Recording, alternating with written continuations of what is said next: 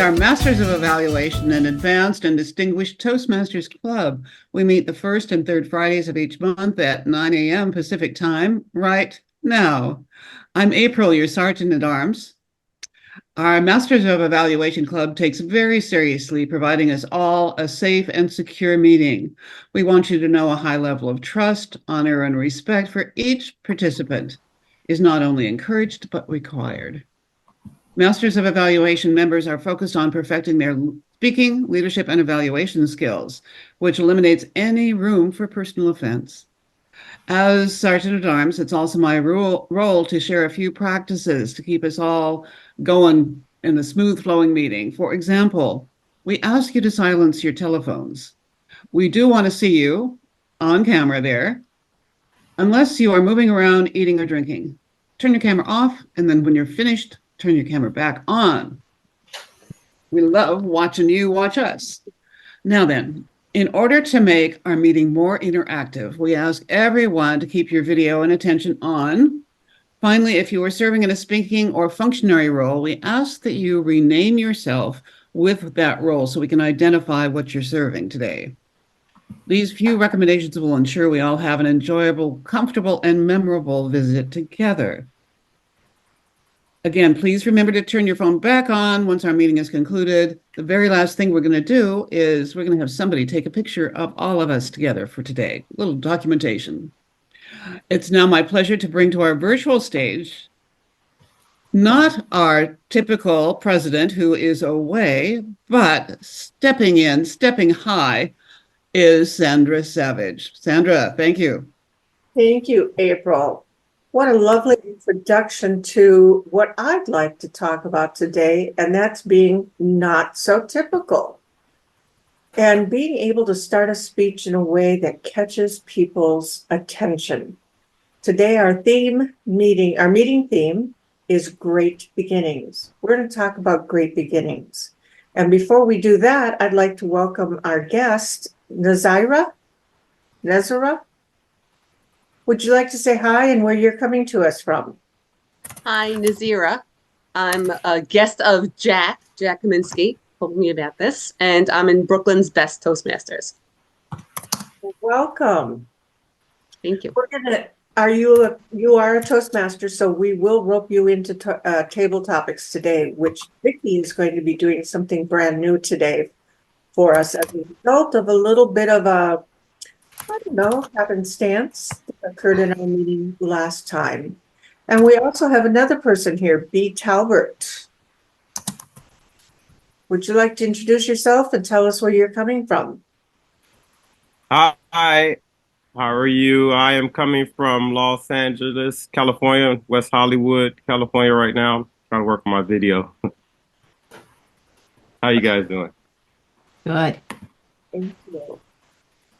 And I saw one other person's name come in, Tressa. I believe you were here last meeting, were you? Yes? And where do you come to us from? I am currently in LA. And I have a guest hopefully joining today, one of my mentees from Vancouver. Let's talk about great beginnings for a second. Do you know how many seconds you have to get your audience's attention? Any guesses? 5. 5 to 8 seconds. Wow. Ray is saying 3.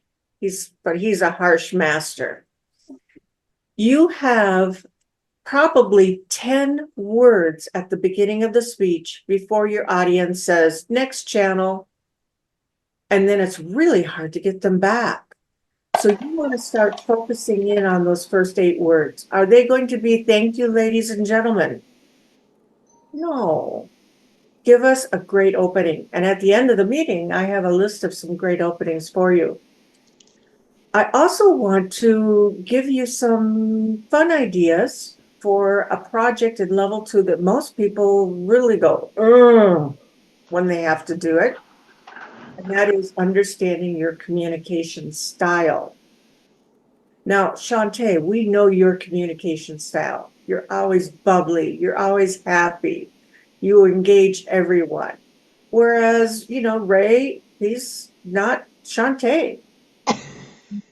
The two of you should not speak the same. You need to show your personalities. But what is the right personality? I mean, are you asking for money? Are you trying to educate, persuade, entertain? Think about how you want your voice to sound when you do the project in level 2, instead of how you sound.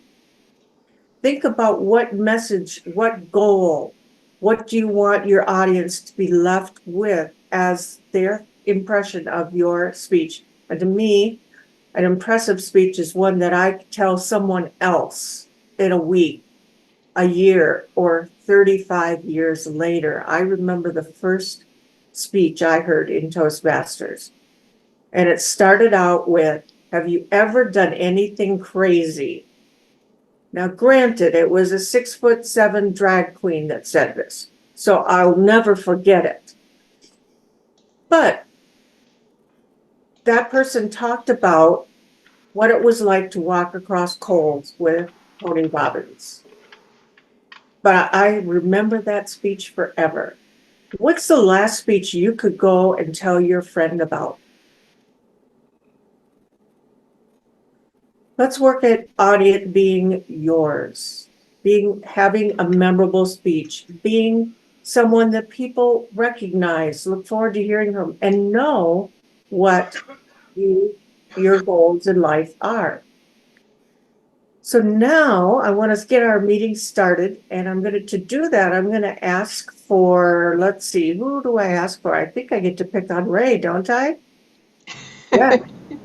Love picking on Ray. Ray is our general evaluator today, and he has a team of people that are going to be helping him with the overall functionaries of the meeting. So Ray, would you like to introduce your team? 6'7" drag queen and Tony Robbins in the same sentence. How often do you hear that? Not very often. We can guarantee that we're in for some fun tonight.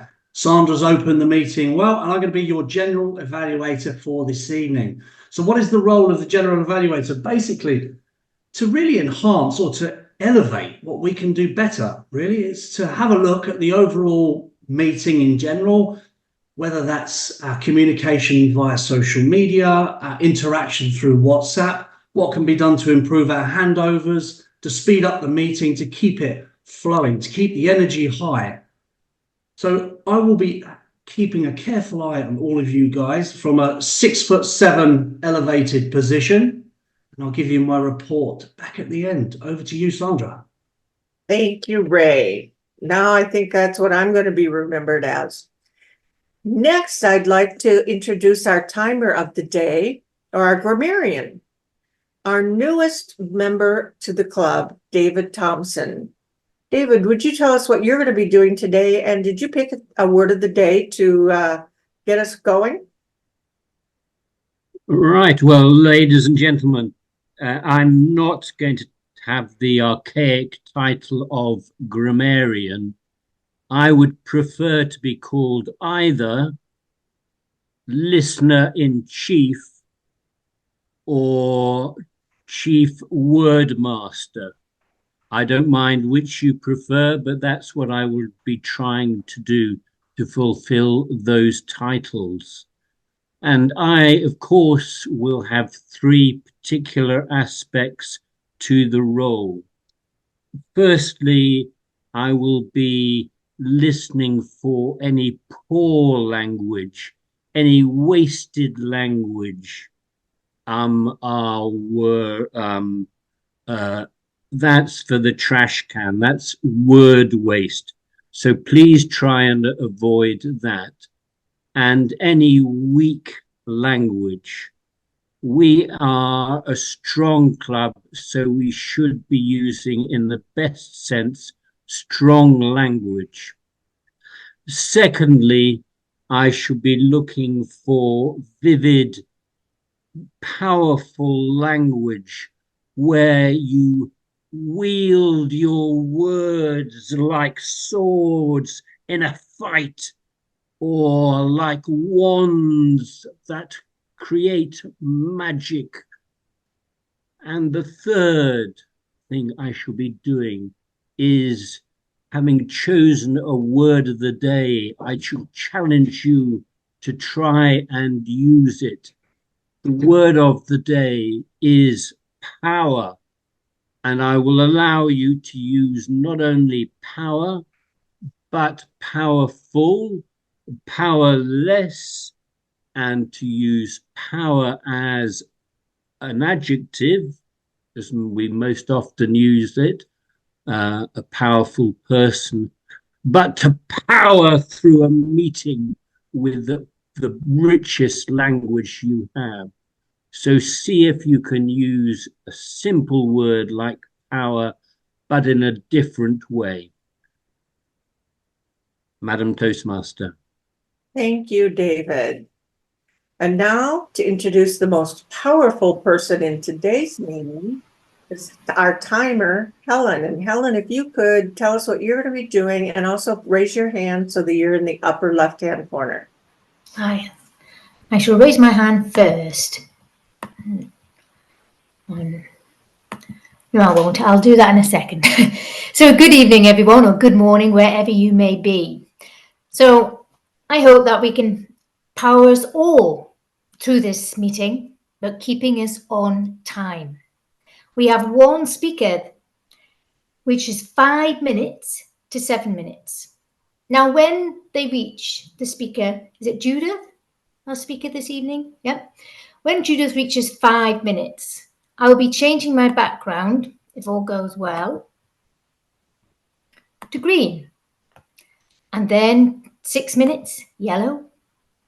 And then 7 at red. And then after 30 seconds, I don't have a mallet, but I will be maybe flashing my hand to try and wrap it up. I'll also be timing the table topics 1 minute to 2 minutes, and also timing the snap evaluators. Now, I believe it's 1 minute for the snap evaluators. Yeah, that's right. Brilliant.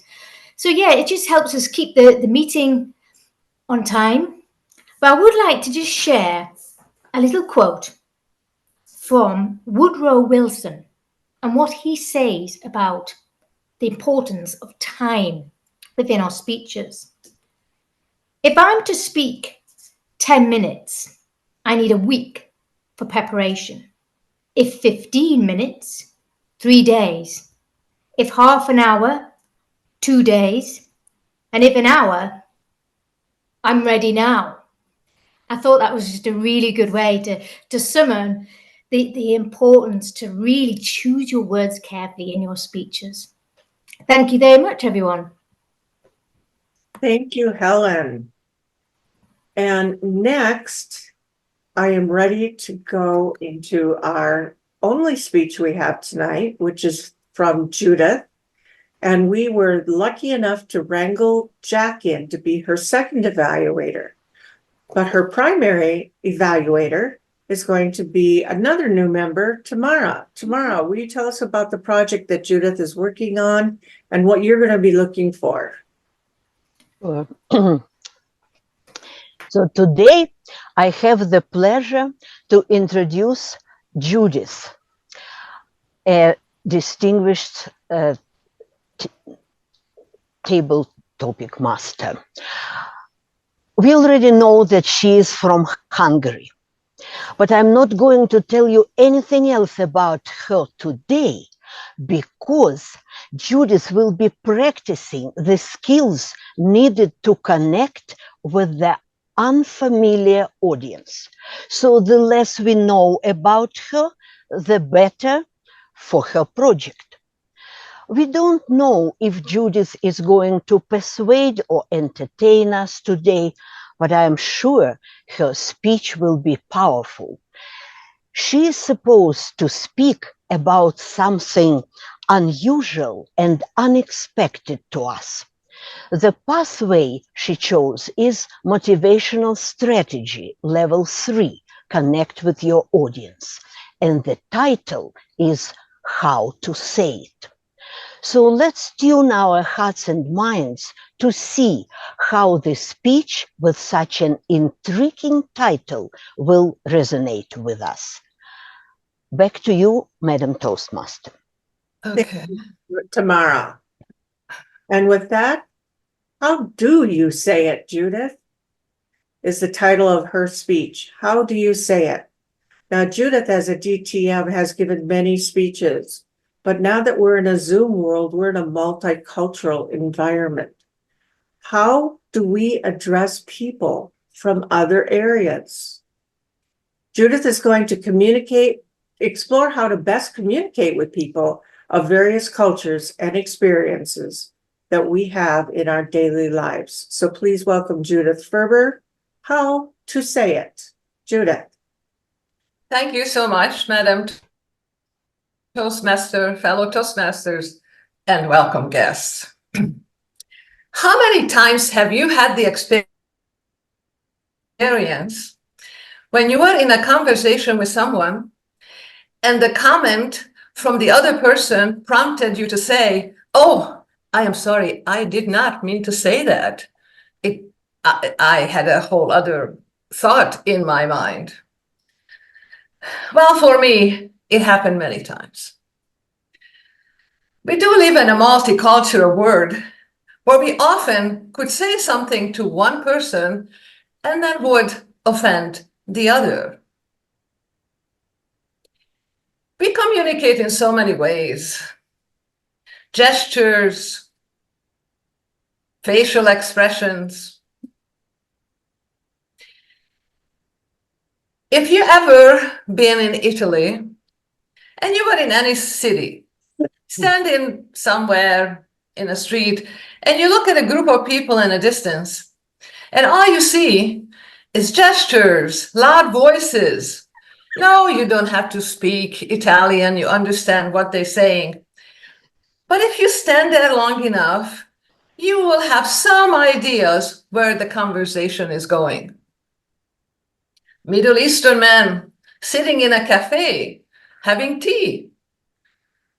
And when you see their gestures and facial expressions, the voices, you also could conjure some kind of an idea what the conversation is, where it's heading.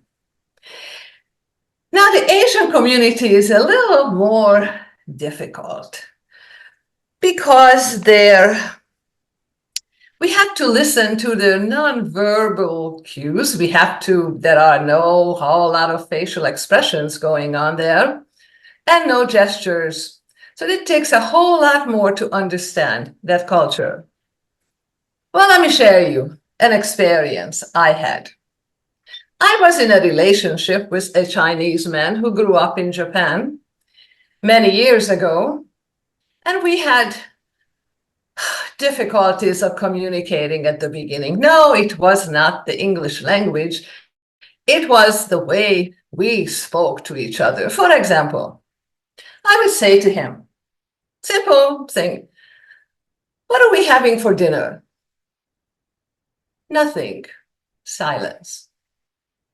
20 minutes later or so, David, his name, came back and said something that I couldn't remember what my question was, nor was I interested in the conversation anymore. So I said to David, we need to talk about this.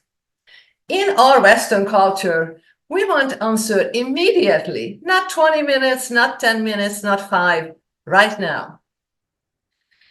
So he explained to me that in his culture, he has to think about this. He has to consider the answer to make sure that the answer is the right one. So I said to him, I understand that, but we have to somehow meet in the middle because it is just not working for me. Although later I thought about this, that maybe it's not such a bad idea sometimes to have a little bit longer thinking about when we actually answer any questions. Cultural differences could be difficult. What about having a noodle soup with a Japanese person? that is another thing. So you have your ramen soup, and then the person is eating like this. So I said to David, this is not working. We can't have dinner. You can't do this. I mean, if I have to listen to this thing all the time, well, eventually we figured this out, that this whole sound of eating noodles is not in my culture. We came eventually to a situation that we could understand how we live, eat, and speak together. Well, I have 3 important things that I found that is important in our communication with other cultures. First, we have to listen to the person and to see what exactly he or she is saying and how she says, and so we know how we say things to this person or any conversation we have. Second is empathy. And that really is important because we have so many different cultures and people come from so many different places. So we have to have some emotional connection to the person and understand where that person is coming from. Third, we need to have an open mind, which requires today more than any time, actually, I think, in our history, to understand all of these different cultures. Understand why is this a Chinese or a Japanese person takes so long to answer our questions, because this is, as my friend said, is a Confucius thing that we have to really seriously think about our answer. Well, I did go to see a Chinese movie many years ago, and there it was, in front of me, a couple sitting in a living room. The wife says something to the husband, no response. Then, some minutes later, he answers her, same thing, on the same way, back and forth. And I thought, oh, that's it. This is what happens. It's in a culture. We'll just have to really think about this. How are we going to say? And when we say something, we say exactly the proper way. So communication certainly is extremely important. The right word, the right tone. So I feel very strongly that if we decide to apply these 3 things, 3 principles, listening, empathy, and open-mindedness, that we won't have to be running into situation when we will say, oh, I'm sorry, I meant something else to say. Madam Toastmaster.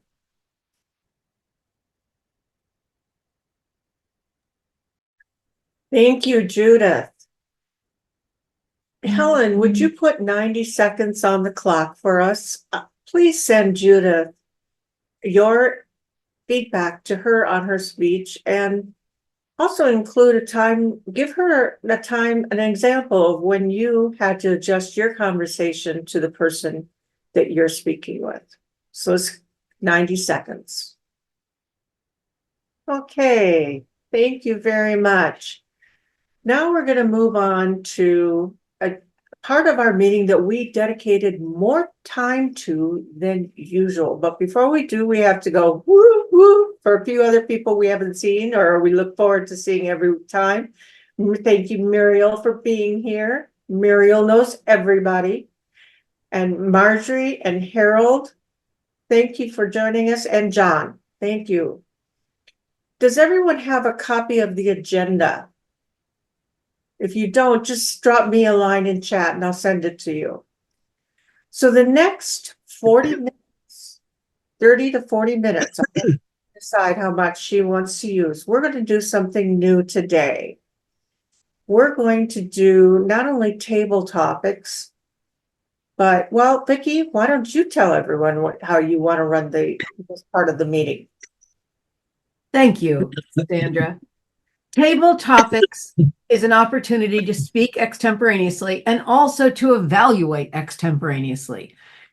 If you were at our last meeting, John Graham and John White had an interaction as SNAP evaluators.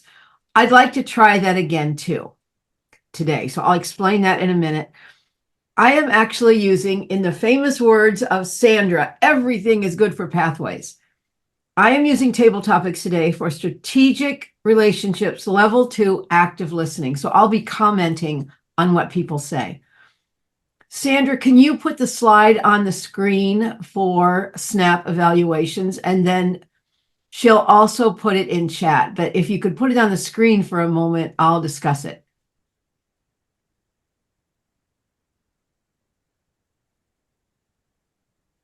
Okay, can you make it a little bigger? There you go. Thank you. So, usual table topics, 1 to 2 minutes. And everyone, please pay attention. I may call on you. And when you're called on to give a SNAP evaluation, refrain from platitudes. Say, oh, that was so powerful. That was great. I loved it. And then repeat the speech. Get to the point. Give an impression of the speech and a suggestion. And then I will comment on what is said. But here's the interesting part, and I'll prompt you if you forget.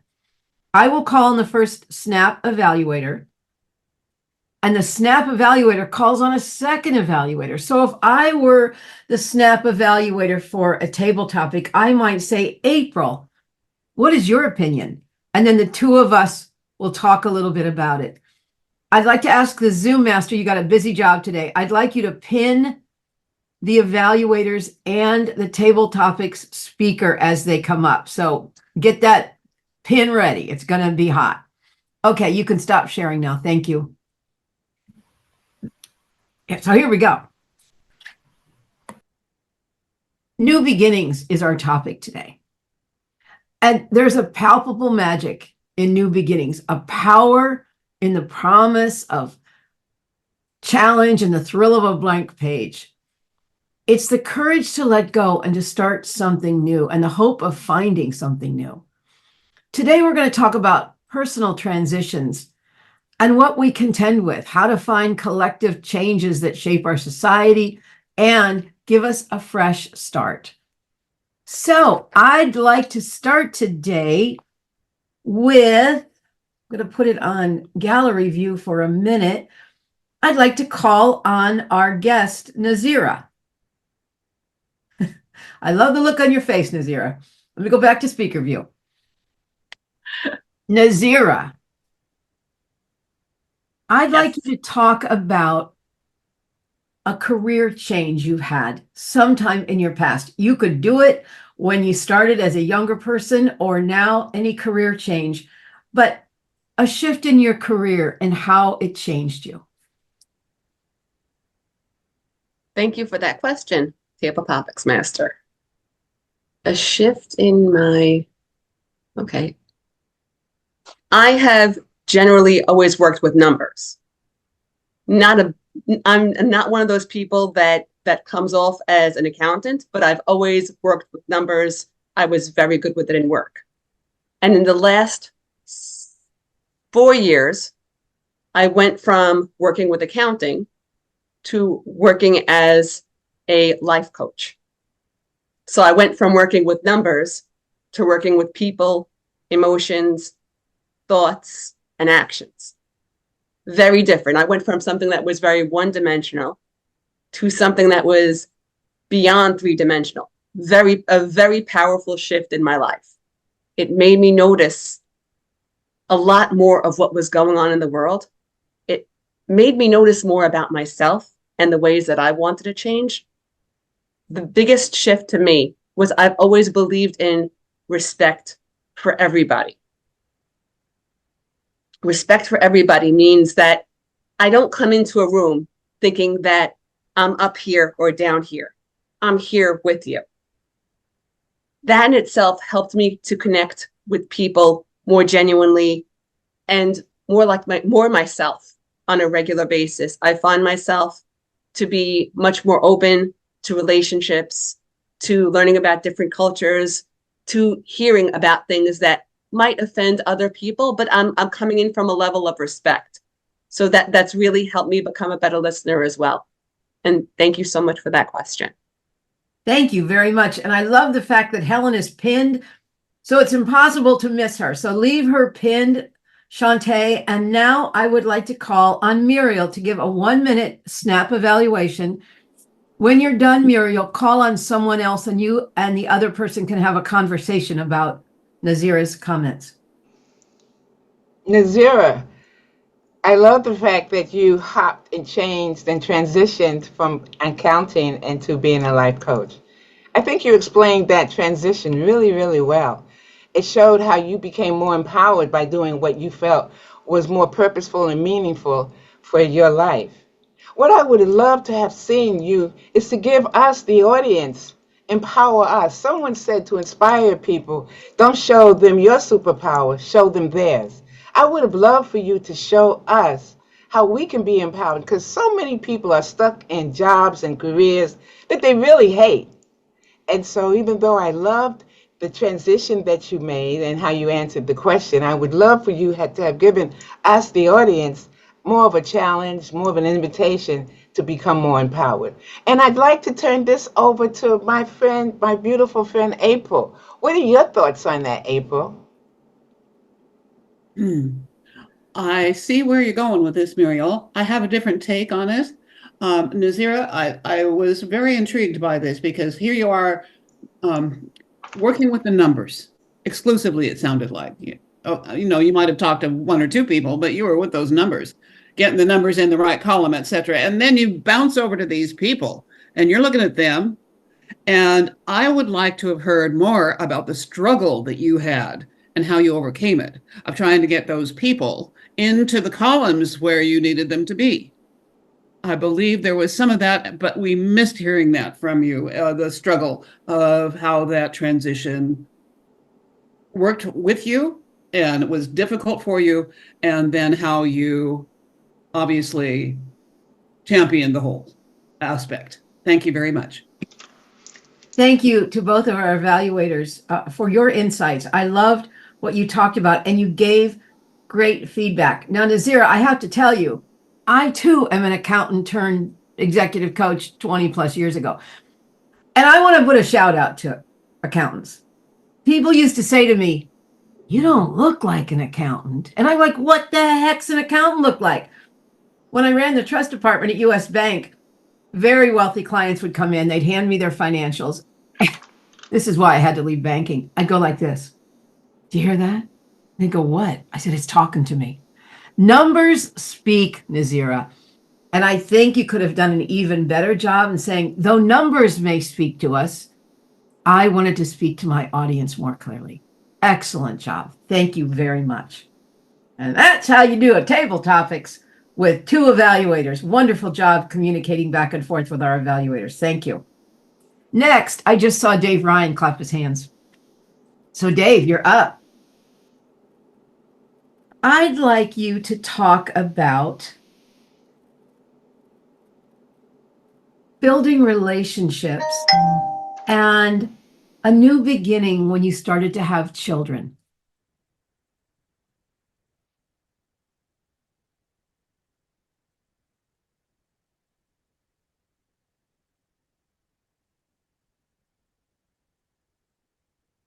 You're on, we can't hear you for some reason.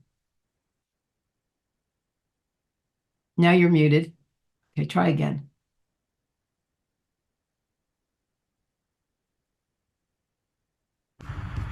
Apologies. Building relationships with kids.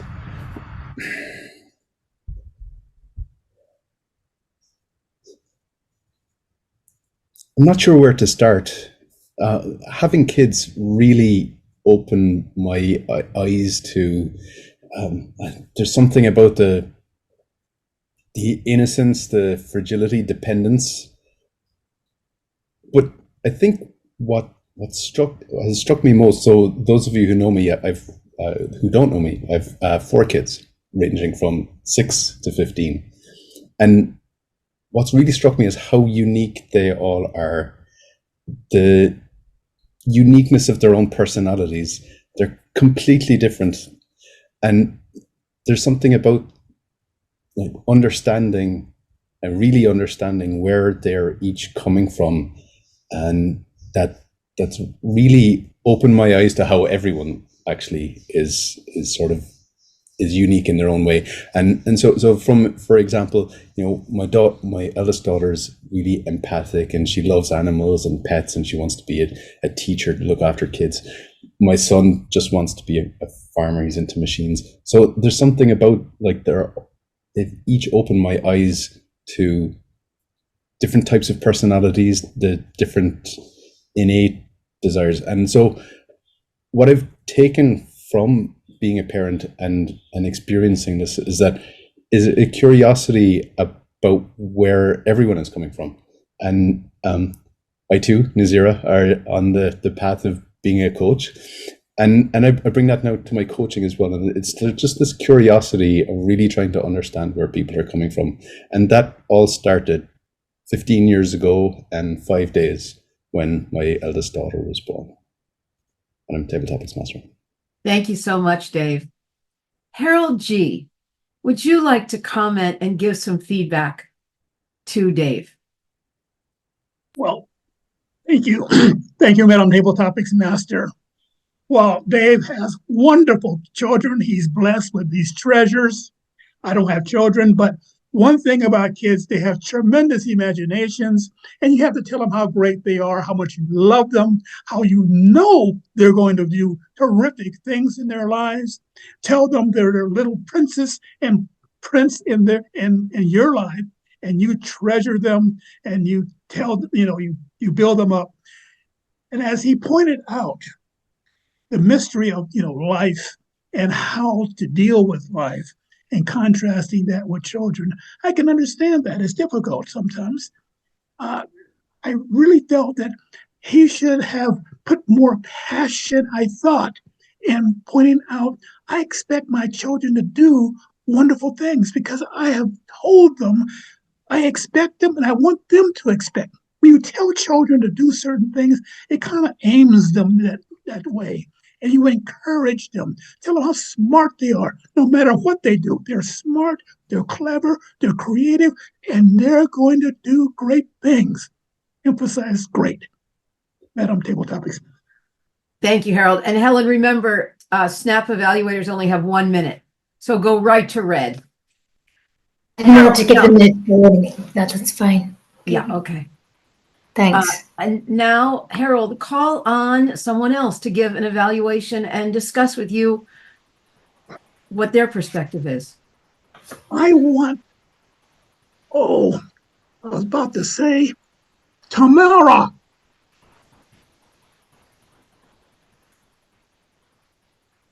You're muted, Tamara.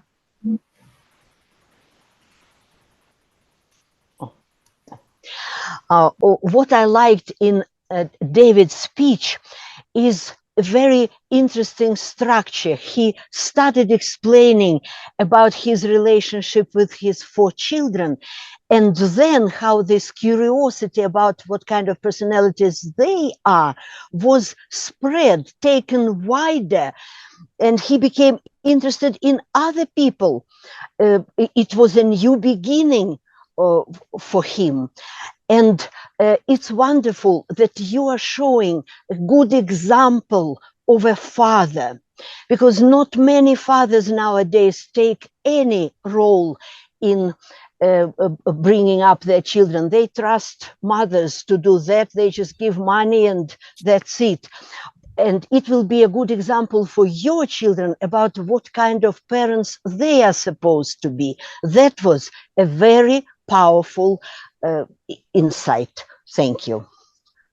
Thank you, Tamara and Harold. Harold, I love the way you had some productive feedback and Dave knows this. He needs to show more emotion, and you did that. Tamara, I'm going to challenge you. You were rocking a little bit. Here's an idea for you. You are sitting, put your hands against the desk. so that so that your arms are a little stiff, and see if that stops you from rocking. Sorry, I got to give everybody feedback. Thank you all for this table topics and the responses. Excellent job. Next, I would like to call on our guest, Baku. He is a guest today, and I would like him spotlighted. There he is. Thank you. A transition that many of us have faced is the vast unknown of moving to a new city. Can you talk about a transition and a new beginning when you moved? Yes. Thank you, Topics Masters. I appreciate the question. I would like to say that I'm living in Los Angeles. I've been here for about 18 years. But initially, when I was younger, in the youth, I went to law school, and I had the opportunity to move out to Los Angeles for the summer. It will be a time for me to come to Los Angeles for the first time, to experience the culture, experience the people, and also get experience in the type of work that I wanted. So, I was about 23 years old, and I had done some travel, but I hadn't traveled to a place where I had to spend a significant amount of time for. So I was excited, but nervous at the same time, because I come from the south side of Chicago. So I know that I come from a specific culture that is, different from other cities and small rural areas. So it was exciting to get the trip, to be able to have this opportunity and stay here for a long time. So I did come for the summer, and I think I did adjusted pretty well. I interned here at a studio in their diversity department, so I was able to learn a lot about the culture of the studio and individuals that I met. And with that, I was able to befriend a lot of individuals who were then able to show me the city of Los Angeles. Was able to go to Hollywood and get on the bus there that was able to take you around the homes. Was able to visit Santa Monica and see the pier and just see some of these things that I had seen in movies and read about. So it was very exciting to transition here and learn the culture at that particular time. Since then, I graduated from school and I moved here, and it's part of my community, and I find it great that I can now be the person to introduce individuals who come to Los Angeles in search of work or in search of just a different solitude for them to escape where they may be coming from. So, I enjoy being here in Los Angeles, especially with the sun, and knowing Chicago is 30 below. So there you have it. Thank you, Baku. I'd like to call on Eunice. Eunice, could you give a snap evaluation of Baku, and then you call on another evaluator to also give a 1-minute snap evaluation? And Helen, could you change your light back to normal? There's a lot going on today, everybody. Raku, I love the way you started it off about being into Los Angeles for 18 years. Yeah. And the move and the transition here to Los Angeles. And then I like the way you made the comparison to Chicago. Other than that, Raku, my mind is kind of blank. However, I would say that giving it more, like say when you're sharing the one side to Los Angeles to Chicago, what I would like to have heard was a little more variety in the voice. Okay. Back to you. Thank you, Eunice. Would you like to call on another evaluator? Okay, let me see here. Okay, hold on for a second. I got it. The evaluators all have evaluators on their name? No, you can call on anybody in the meeting. That's putting the fear of God in everybody. All right. Okay, I guess I'll call on Shantae. Shantae, pin yourself first. There you go. Awesome. Thank you so much, Eunice. And thank you, Baku. It was it was an enjoyable experience to listen to you because I too am a transplant into Los Angeles. And so it was nice just to hear about your journey and how you came here, what you've learned, and then the fact that you've relocated and this is now your home. What I would have liked to hear is maybe some of the challenges that you had for us transplants here and those of us that may or some who are struggling to be here. How did you overcome those challenges of the culture differences within California? But overall, I thought it was an absolutely great speech. Thank you so much. Thank you. And do you notice, everyone, that both Eunice and Eunice, you didn't believe you had feedback to give, but then you gave it, that you wanted more vocal variety. And Shantae talked about challenges. That's how you do it. And I just got to ask you, Baku, do you know the Billy Goat restaurant in Chicago? I'm familiar with the name. Yes, I have not been. So I used to work in the Midwest and I go to Chicago all the time. I actually have New York roots, but the Billy Goat restaurant, for those of you who don't know, was featured on Saturday Night Live. And it's a restaurant underneath the Sun Times right at Wacker and the river. And they had a Billy Goat and they would go, people would walk into the restaurant and they'd ask for a Pepsi and they'd say, Coke, no Pepsi. Okay, thank you for taking me back. And Baku, I want to compliment you on creating a great visual of LA, Hollywood and the bus. Well done. Congratulations. Thank you. Thank you all. Okay, next up is Marjorie Duarte Sheffield. Marjorie, are you available for a table topics? No, I'm not, but I will. You know, I love you for that, Marjorie. So here we go. Spotlight Marjorie, spotlight Helen, and we're ready to go. Marjorie, one of the transitions and one of the new beginnings we have is traveling to a new destination. Can you talk about places you've traveled to and the power of that for you? Traveling destinations and the challenges and power, everything. Yes, I can do that. I'm one of those people in the world that have transplanted to another country. I'm from Venezuela, as you may know or may not know, but now you know it. And it was for me very challenging. I didn't know the language when I came here 24 years ago. I thought that I knew English because I used to work into American companies, Ford Motor Company and Daimler Chrysler, and I used to speak English.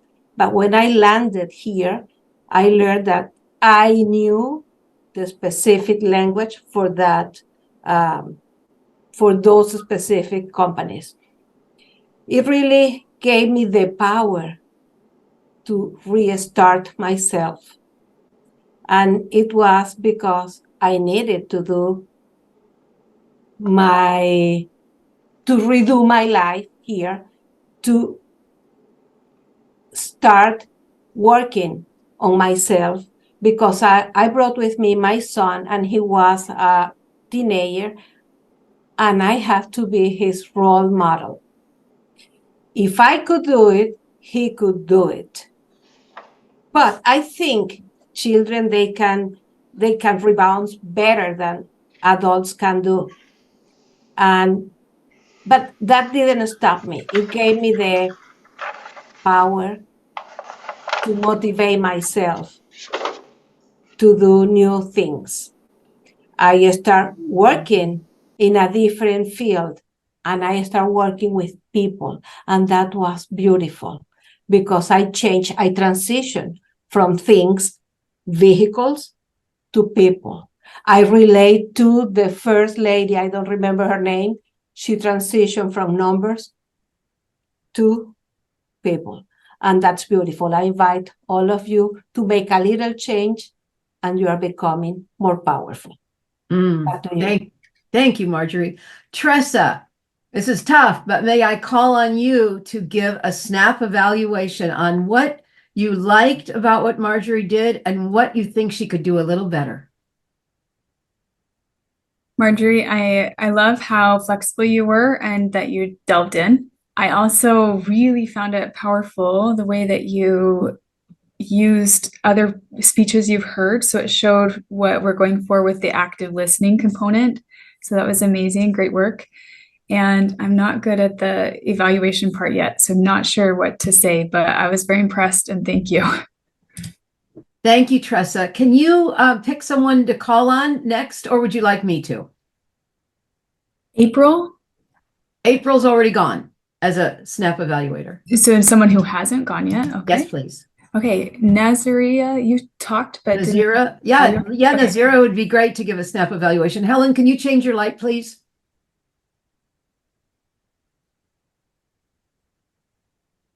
Okay, Marjorie or Maroya? Marjorie. I love Marjorie. I love the way the one of the first things that you said is, okay, so did you know I was from Venezuela? Well, now you know I'm from there. I love that it brought me straight into what your personality must be like. And it was only a minute that you spoke. And I'll tell you this, yo pensar que tu inglés es más mejor que yo español. It's I'm saying that her English is definitely better than my Spanish.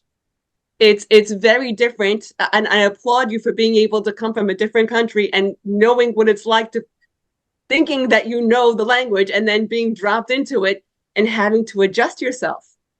And like you said, you know, I love that you brought your child into it. It shows your strength, your power, and you mentioned resilience, how kids have resilience. You have a lot of resilience yourself to be able to start where you were and to come in with him and to teach him and to grow and to find something that you love doing. I mean, I got very energized by that. Thank you. Thank you. Tressa, I want to tell you that the idea of giving feedback is not to say anything negative. It's to think about, and I know you have to do it really quickly, but it's to think about what did you like? And here's the first thing that I heard when Marjorie spoke. No, I can't do it, but yes, I will. Now, unknowing to all of us, that sets an emotion on us like, uh-oh. So Marjorie, I'm going to encourage you to keep that to yourself. You might think it, but do not say, you know, that whole expression. Did I just say that out loud? When we show our fear to the audience, then our audience has to take care of us. And we don't want our audience necessarily to take care of us. So well done, everyone. Thank you. So Shantae, please keep Helen pinned and everybody else goes off the screen. And I would like to call on Jerry. Jerry, would you mind doing a table topics?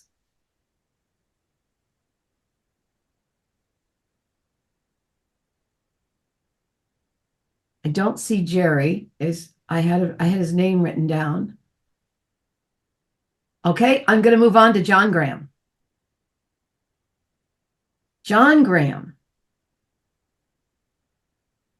can you talk about a new beginning when you started a hobby?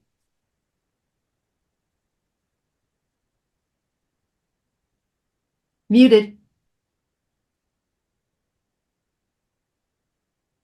Victoria, yes, I can.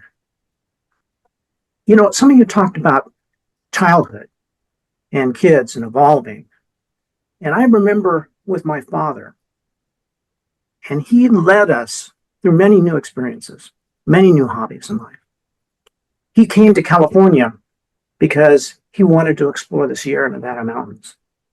And he thought he was going to get away by himself. But that didn't happen. No. We all followed him. We got involved in basic mountaineering training with the Sierra Club, and the entire family got certified for mountaineering. Wow.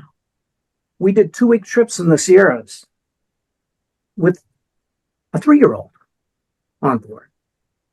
So I don't know. That was a wonderful experience. Another thing, and my mom was a great leader too. She was a teacher, and she taught me many things, including trying to teach me Spanish, which I never did very well. But my father also took me into guitar. And when I started that hobby as a beginning, I really had maybe a little experience with clarinet and things, but not much with guitar. My brother and my father were much more advanced than I was. He led me into learning guitar.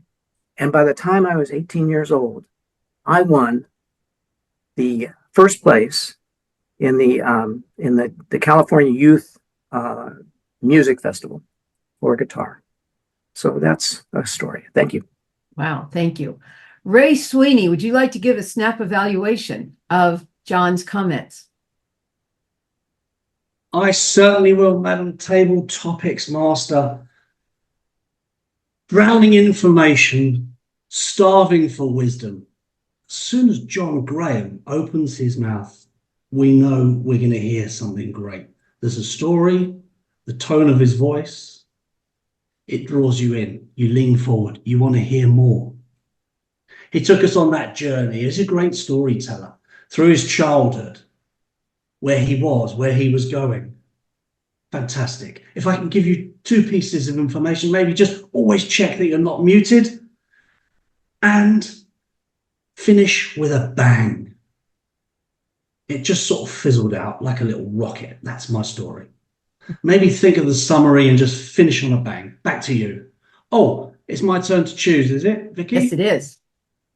Hey, I can't see everybody. Can you pick one who's got their hand up?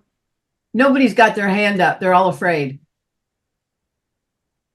How about Judith? Who's smiling the widest? Judith, I'd like to hear Judith's comments. Judith. And she is thrilled about it, as you can all see.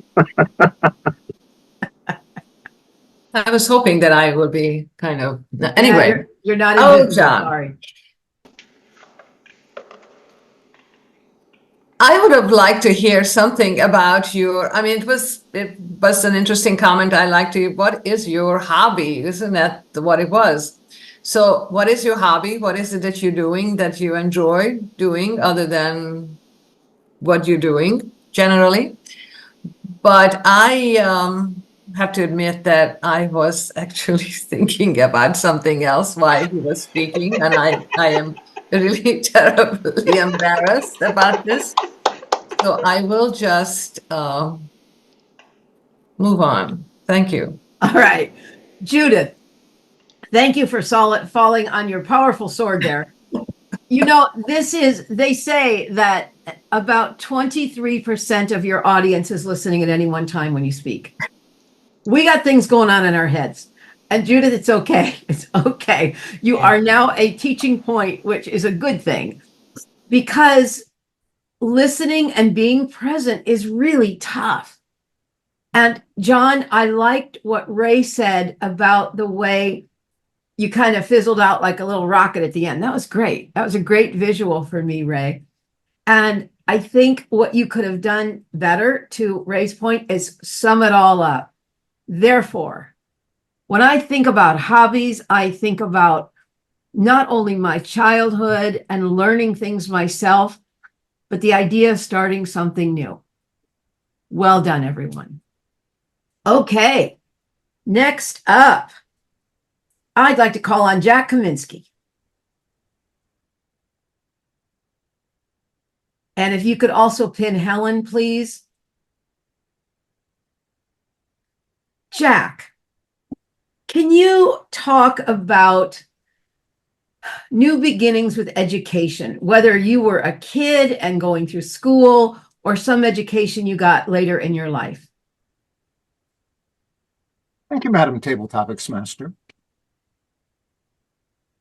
Going from one school to another is always a traumatic experience. When I was young, I went to a public elementary school that was kindergarten to 6th grade. After 6th grade, you would go to a junior high school, 7th, 8th, and 9th grade, and then go to high school and finally to college. So here I am, living in Brooklyn, walking to my school, which was about 5 blocks away, and now I am finishing elementary school and I'm going to junior high school. I lived in a white neighborhood, and this is the time when busing was started. And here I am going to a school that I have no idea what's happening, and all of a sudden, a whole bunch of Black people are there. In my neighborhood, there were very, very few Black people. And so it was scary. And guess what? I found out that Black people and white people are exactly the same. and that there's nothing to be afraid of. And it was a wonderful experience for me to start a new school and be in a new neighborhood. Madam Table Topics Master. Thank you very much. Dave, could you give us feedback? And Helen, could you change your lights back?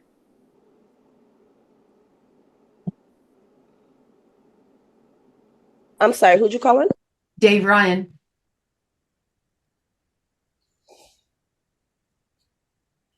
Jack, going from one school to another is always traumatic.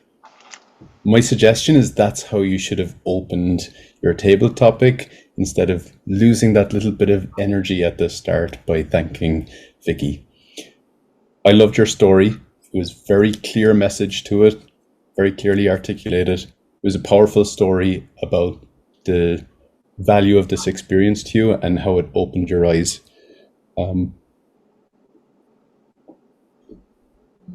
That's my feedback. Thank you, Jack, for sharing your story with us and the experience. I'm going to call on, let me just open up and see who hasn't been called on yet for an evaluation.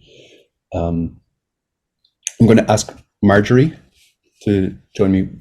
What was your experience, Marjorie, of Jack's table topic?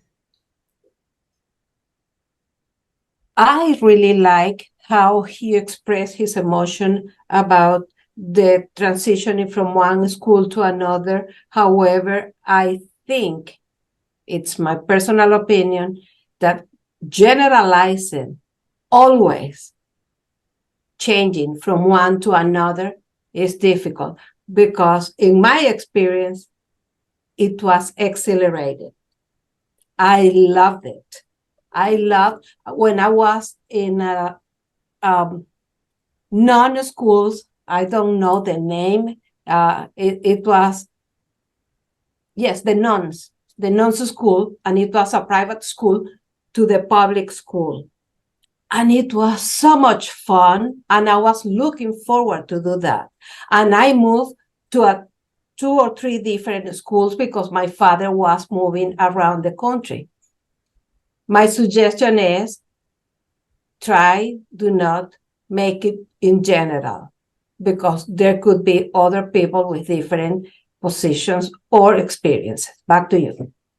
Thank you very much. Great feedback from both of you. And I want to say, Jack, we are of a similar age, and it belongs K through 6, 7 through 9, 10 through 12. And it's messed it up. Now it goes kindergarten through 5th and 6th through 8th and 9th to 12th. But I just got to say, you took me all the way back to my transitions, and well done painting that picture for all of us. Now, I know you're all going to be thrilled to hear this.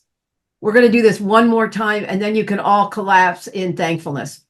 And I'm going to call on Sandra Savage to be our speaker. Sandra? Yes. All right. So I want you to talk about a beginning of overcoming a personal challenge and how the wisdom you gained from that and how it changed you.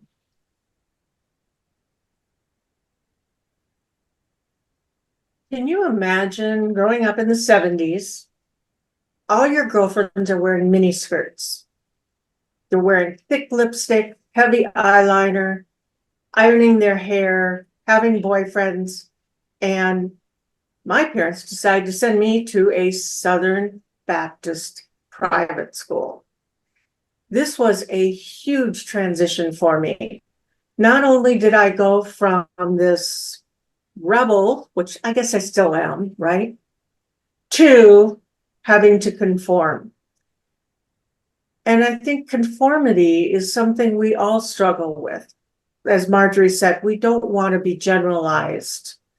We don't want to fit into anybody's mold. We want to be ourselves. And for me, that was the biggest challenge, was finding out who I was, not through how I dressed or how many boyfriends I had, but by what I value in my life.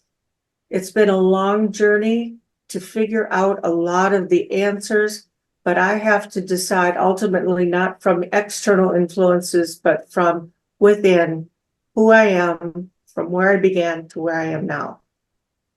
Thank you. Sorry, did I interrupt? No. Okay. David, could you give some feedback in 1 minute to Sandra?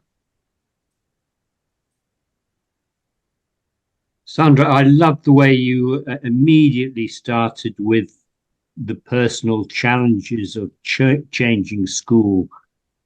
I was slightly confused about the change of school, but then when you concentrated on the going to a Baptist school and how that was so different for you as a teenager who had been a rebel and among many rebels, and then your final decision that we all have to account for the way we behave and think and feel. So I loved the way you finished that, and that was very strong for me. Thank you. And David, is there someone you'd like to call on to give a second evaluation? Yes, I'd like Helen, please, to give her Oh, second good. Helen's already evaluation. pinned. I thought she probably had. I warned you out, Helen. I know. Sorry. Can you suggest somebody who would be No. good to- Helen's a good choice. Helen can time herself and do this in a minute. Go ahead, Helen. No. Oh, you're muted. I'm going to retime myself. Hang on. I know you are. Thank you, David, for passing the bat over to me. I always like hearing Sandra's speeches because of her calm, controlled manner. And straight away, we get that even in the table topics. Pause, start, while she gives herself a bit of a chat. Good use of pause, and I like the use of the story that demonstrates her point. My improvement or suggestion, I think I would have liked to have seen possibly more vocal variety. One example I'd like to give was when you told us about I was sent to a South Baptist school. Maybe put a little bit more passion to that. I was sent to a South Baptist school, just put a little bit more theatre into it. I know it isn't easy in a table topic time. But apart from the vocal variety, as always, you nailed it. Thank you. Thank you, I went Helen. over time. Well done. I want to say something I caught that you said, Sandra. You said conformity is something we all struggle with. All or nothing, those words can trigger. I remember once I was giving a speech about the genocide in Rwanda in 1994 against Tutsi, and I was explaining the genocide to the audience. And a woman came up to me and she said, "What makes you think I don't know about the genocide in Rwanda in 1994? And I was like, feedback, lesson learned. So now I say, some of you may not be aware of the genocide in 1994 against Tutsi. So instead of saying conformity is something we all struggle with, conformity is something many of us struggle with.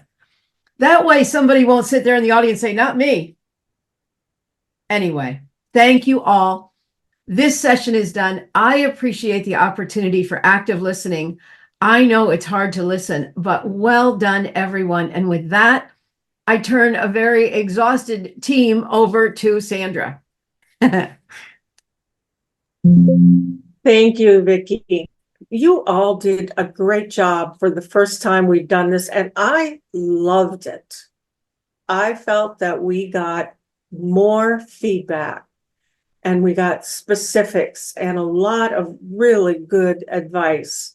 And I will never generalize again. How's that for generalizing? General statement. So now we're going to switch over to the third part of our evening, morning, afternoon, wherever you're coming to us from. And I'm going to turn it over to Ray for evaluating and seeing how we did throughout the meeting, not only with our time, but our speeches and also specifically, I'd like to know what you thought of today's SNAP evaluation and active listening project that Vicky was participating in. Ray? Thank you, Madam Toastmaster. So I'm going to just quickly get our evaluators on stage and let's hear from them straight away. So our first evaluator of Judith's speech this evening was Tamara. Tamara, are you ready to take the stage? Yes, I am. I already put my hands on the desk so I don't broke. Okay. The topic Judith chosen for this speech was very important and interesting and necessary for us to know. There was very strong and powerful question in the beginning to hook us all up. What I also noticed was that she did thank the Toastmaster and colleagues and friends and guests in the beginning, but then she made a little pause and started the speech itself very strongly. We could feel the difference. That speech started with this powerful question. Then there was very good sound imitation of eating noodle soup by the Japanese friend. I was also thinking that he needed so much time to think about his answers that if you invited him to our table topics meetings, he would probably feel uncomfortable having to think so much. Okay, then good structure. 3 important things we have to remember when communicating with representative of another culture. And those three principles were repeated and emphasized in the end. Suggestions. To me, it seemed that you were using hands too much. You know, it was good to illustrate the conversations of the Italians watched from afar. That was wonderful. But if you overdo such gestures, they lose power. And in the end, you were running out of time. And that's why the conclusion sounded less powerful than it could have been. Other than that, we all enjoyed the speech and we are grateful. We learned a lot. Back to you, Mr. General Evaluator. Many thanks. Let's all just give Tamara a round of applause there. Wave some hands in the air. Let's get some action on screen. Thank you. Our next evaluator to the stage, Mr. Jack Kaminsky. Judith, that was the worst speech I ever heard. Wait. I'm sorry. I didn't mean to say that. I meant to say that was one of the most powerful speeches that I ever heard about communication. You told us how important it is, how important gestures, facial expressions, and voice intonation is, and how even if we don't understand a language, we could possibly understand what a person means to say. Again, you brought up cultural differences, so that in Asian society, one may not get an answer right away, and one may have to wait for that answer to come. You talked about a couple of other things. You had 3 main points: listen, empathy, and have an open mind. I would like to see possibly them listed somewhere, just in case we didn't have paper and pencil to take them down. The other thing, when you started, you moved back and you had a larger space to deal with. Once you do that, I want you to use the space that you have and not just sort of stand in one place and use a lot of hand motions and so forth. The right word, the right tone is very important. And you made it clear to all of us how important communication is. Listen, have empathy, and have an open mind. Thank you, Judith.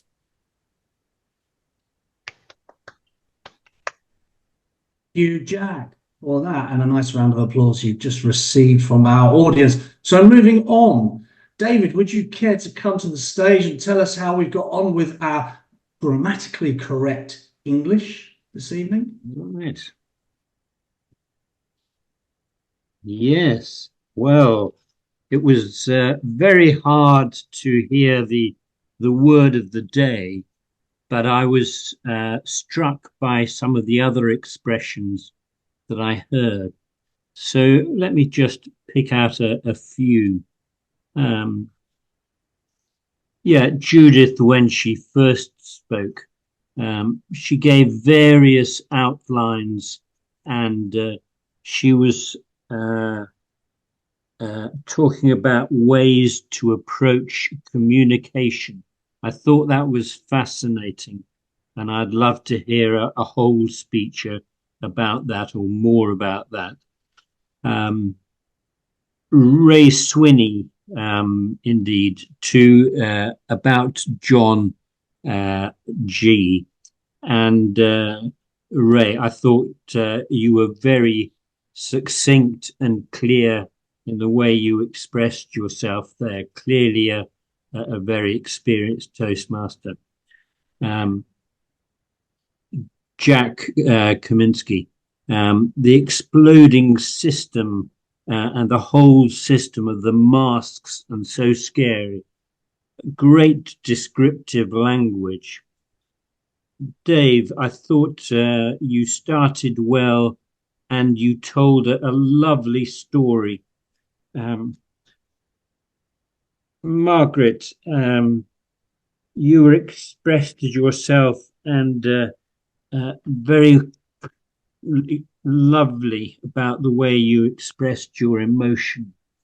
Now, Nasira, I haven't heard you speak before, but within a few seconds, within 10 seconds, it was lovely to hear you talking about Muriel. April, I would like to have heard more about you. Perhaps in the future we could have a whole speech from you, or a big role. Now, the first use of powerful. Now, I heard that, and it was only my listening, which is not very good at the best of times, was from Harold. So, Harold, congratulations on being the first person to use the verb of the day, the word of the day, powerful. Bakul, I didn't actually hear the word powerful, but the way you spoke, I kept expecting you to use the word powerful. So just listen out for what is the word of the day and try and include it. Then, Margaret, you traveled to new places and discussed with happiness your childhood in Venezuela, and described the way you had grown up and then your own child. I loved that. John Graham, some of you, now he was careful. Did you notice he said some of you spoke about what you said? Then we jumped and we had Sandra on overcoming personal challenges. I thought you did this very carefully and very clearly about changing to a Baptist, very conformist school.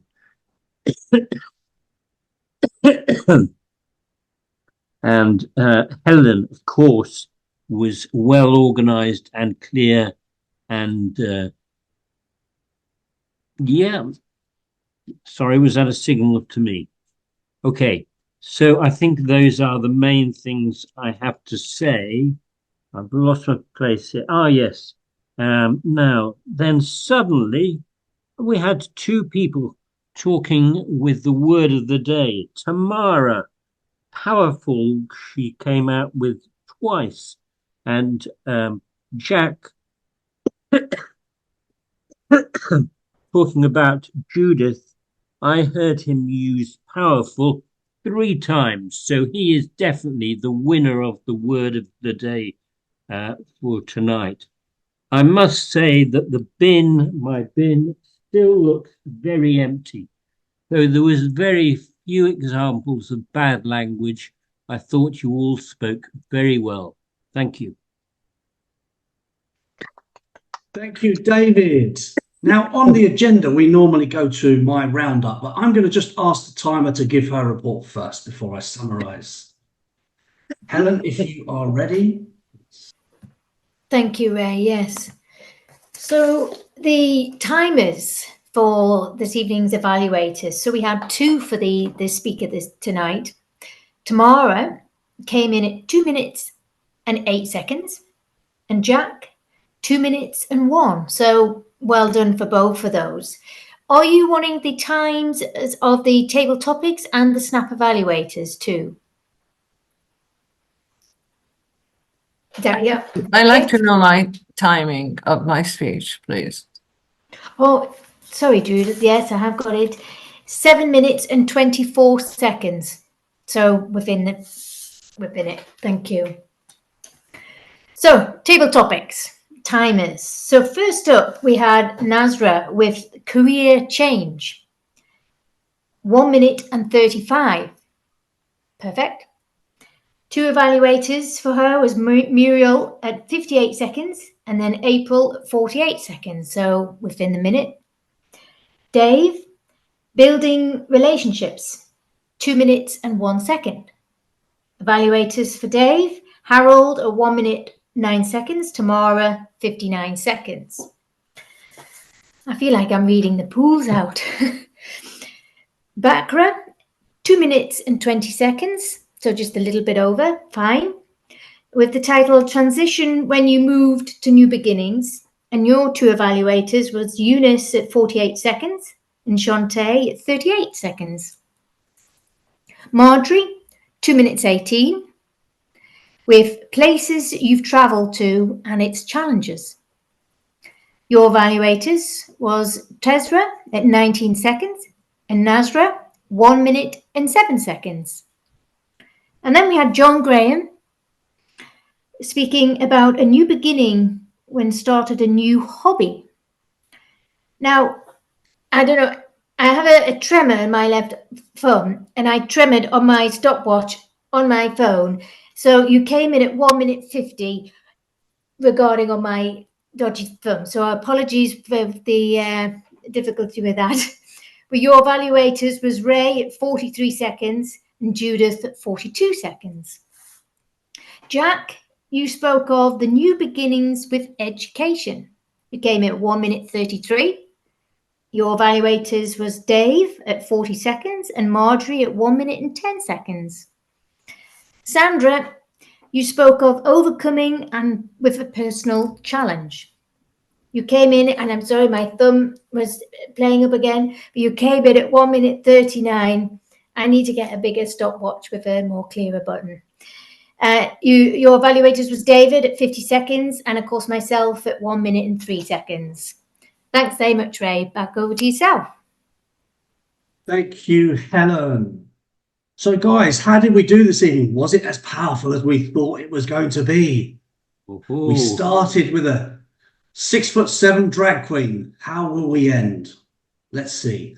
But what I want to realise and recognise this evening is our guests, our 3 wonderful guests. So let's have a round of applause to start with for Eunice, Nazira, and Bahu. What a fantastic job they did. I mean, they jumped in with both feet to the table topics. Unbridled valor in the face of adversity. Tamara and Jack, you also both jumped in as evaluators. Congratulations to you. David, you opened as our grammarian and took us through what was a concise opening. Helen, you explained the role of the timer, which we all found very helpful, and for our guests, it would have been very well explained. Tamara, you then had a great introduction to our first speaker. Judith, you were actually quite lucky tonight. You had 2 evaluators. By in the way of body language expression, show me how happy you are. On screen. Let's see. By way of body language, let's see.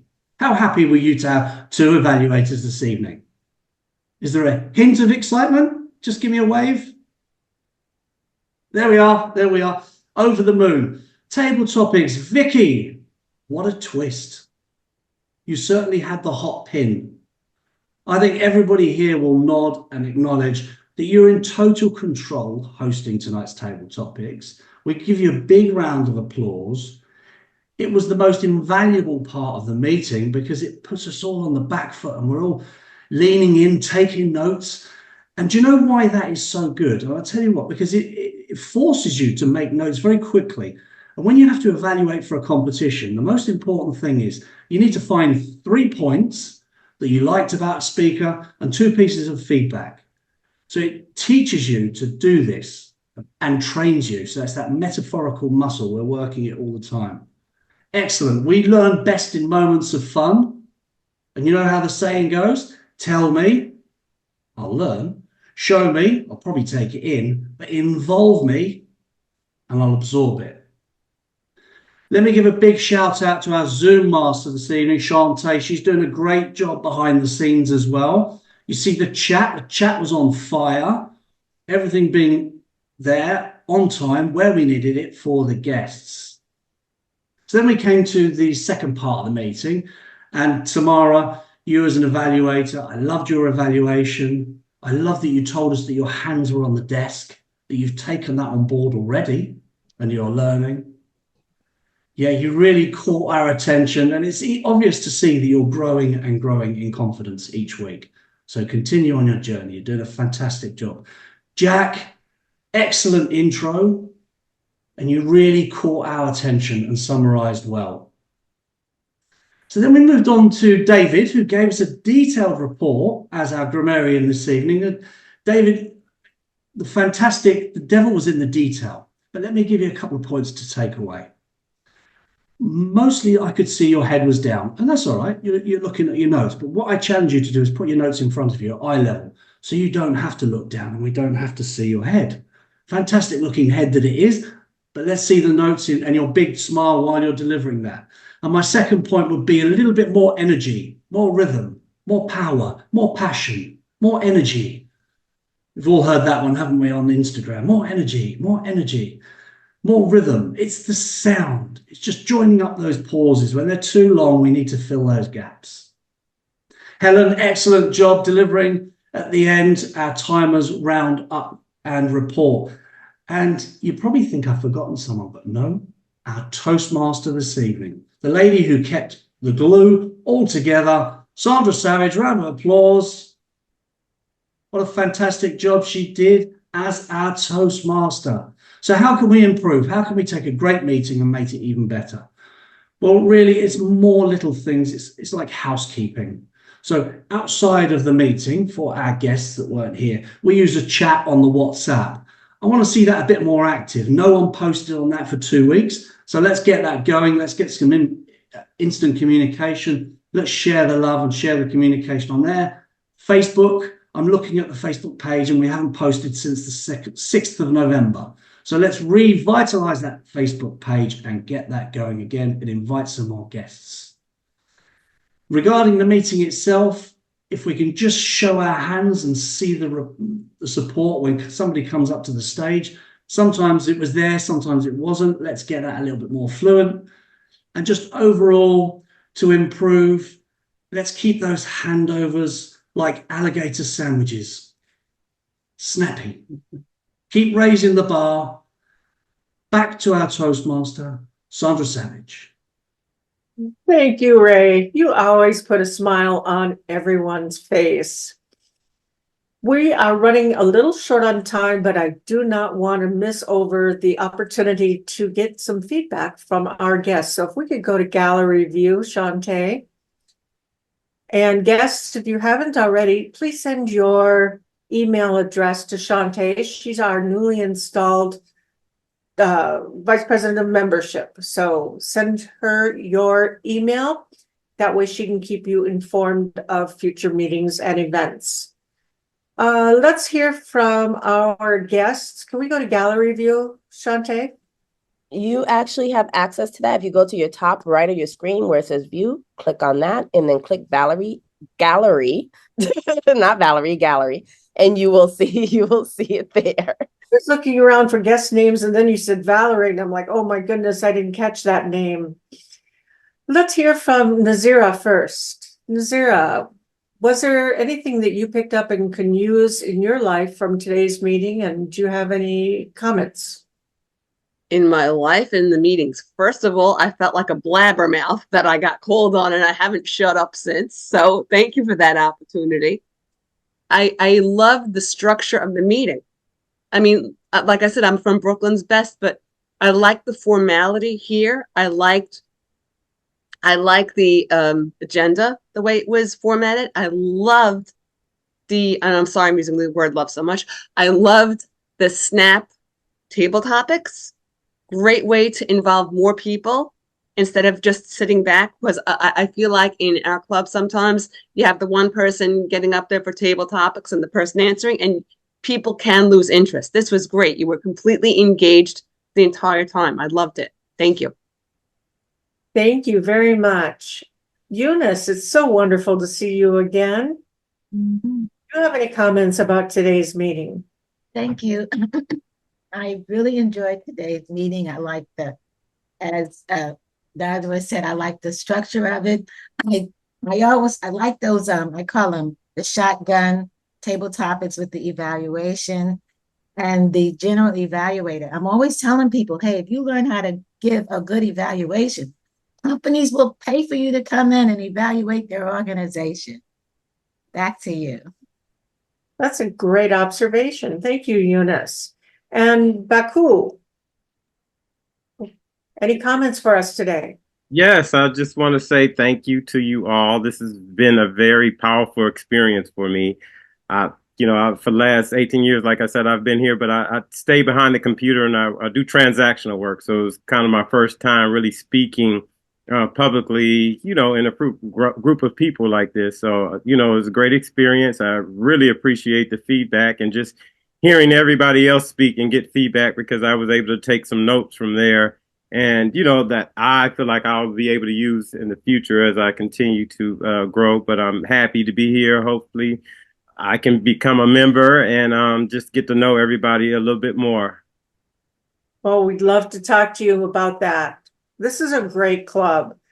I love because our evaluations, they are not run of the mill. They are well thought out. And I especially love today's session with having two evaluators. I think we got a lot more content out of it. And one last reminder before we take a picture, Shantae, can you get ready to take a picture for us? Is to remember your voice. Level 2 speech, that's not just a single speech. That's figuring out how you want to sound, how you want to be perceived. And I'm going to put in the chat for you a great thing I picked up from Facebook the other day on introductory, great beginnings, great first lines, depending on what you want to convey and what you need to get across to your audience. So keep a copy of that. It's very handy. We could actually do a whole table topics on that. So there's next table topics master. Here's an idea for you. And Shantae, let's go ahead and get a picture and then we'll fill up the agenda for next meeting. And thank you all for giving us an hour and a half or a little bit more of your time this morning, afternoon, evening. And with that, I'm going to say thank you and we'll see you at the next meeting.